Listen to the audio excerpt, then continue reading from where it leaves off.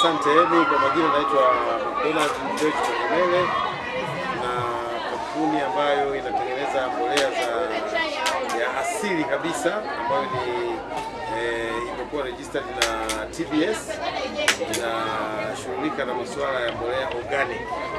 Ukisema organic maana yake ni kwamba ni mbolea ambayo haina madhara kwa ardhi. Sasa mara nyingi sisi huwa tunatengeneza mbolea ambayo inarutubisha ardhi.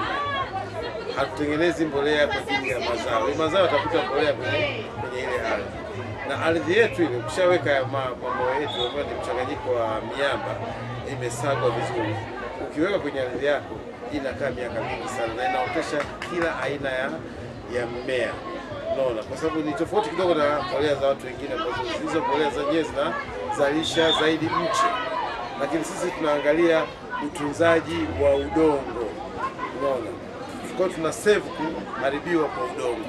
Ndio maana tunaweka haya madini yakae katika udongo na mimea iweze kupata rutuba nzuri na iwe na nguvu zaidi.